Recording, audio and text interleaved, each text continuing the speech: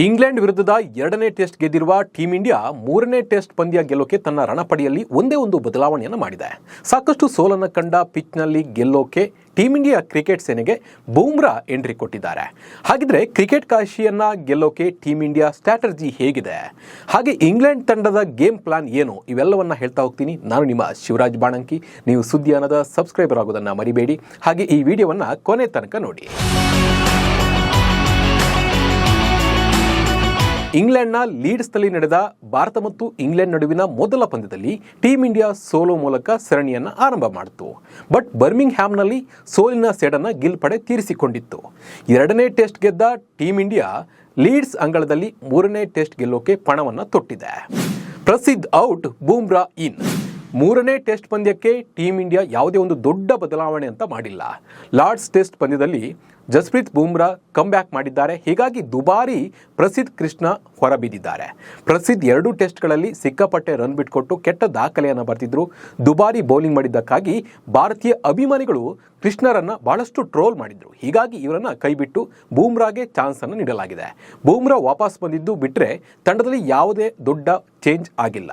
ಬೂಮ್ರಾ ಬಂದಿರುವುದು ಬೌಲಿಂಗಿಗೆ ದೊಡ್ಡ ಬಲ ಬಂದಿದೆ. ಕರುಣ್ ನಾಯರ್ಗೆ ಸಿಕ್ಕಿದೆ ಬಿಗ್ ಚಾನ್ಸ್. 1 ಮತ್ತು 2ನೇ ಟೆಸ್ಟ್ನಲ್ಲಿ ಹೇಳಿಕೊಳ್ಳುವಂಥ ಪ್ರದರ್ಶನ ನೀಡಿದ ಕರುಣ್ ನಾಯರ್ ಅವರನ್ನು 3ನೇ ಟೆಸ್ಟ್ನಲ್ಲಿ ಕೈ ಬಿಡಲಾಗುತ್ತೆ ಅಂತ ಚರ್ಚೆ ಆಗಿತ್ತು. ಬಟ್ ಲಾರ್ಡ್ಸ್ ಟೆಸ್ಟ್ಗೆ ಕರುಣ್ ನಾಯರ್ಗೆ ಚಾನ್ಸ್ ಸಿಕ್ಕಿದೆ. 2 ಪಂದ್ಯಗಳಲ್ಲಿ ವಿಫಲವಾದ ಮಧ್ಯಮ ಕ್ರಮಾಂಕದ ಬ್ಯಾಟ್ಸ್ಮನ್ ಕರುಣ್ ನಾಯರ್ಗೆ ಮತ್ತೊಂದು ಅವಕಾಶ ಸಿಕ್ಕಿದೆ.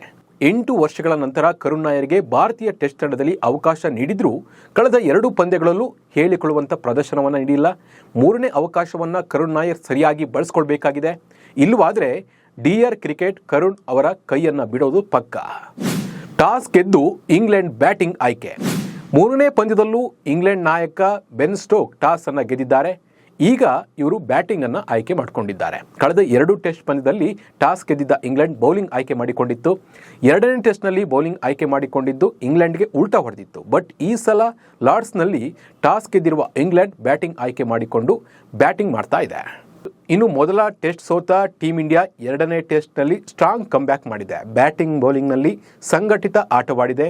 ನಿರೀಕ್ಷೆಗೂ ಮೀರಿದ ಪ್ರದರ್ಶನವನ್ನು ನೀಡಿದ್ದಾರೆ. ಸರಣಿ ಸಮಬಲ ಮಾಡಿಕೊಂಡಿರುವ ಟೀಂ ಇಂಡಿಯಾಗೆ ಲಾರ್ಡ್ಸ್ ಟೆಸ್ಟ್ ಮೋಸ್ಟ್ ಇಂಪಾರ್ಟೆಂಟ್. ಸರಣಿ ಗೆಲ್ಲುವ ದೃಷ್ಟಿಯಿಂದ ಈ ಮ್ಯಾಚ್ ಗೆಲ್ಲಬೇಕು. ಈ ನಿಟ್ಟಿನಲ್ಲಿ ಲಾರ್ಡ್ಸ್ನಲ್ಲಿ ಲೀಡ್ ಪಡೆದುಕೊಳ್ಬೇಕಾಗಿದೆ. ಹೀಗಾಗಿ ಎಚ್ಚರಿಕೆಯ ಜೊತೆಗೆ ಸಂಘಟಿತ ಆಟ ಮತ್ತೊಮ್ಮೆ ಹೊರಬರಬೇಕಾಗಿದೆ.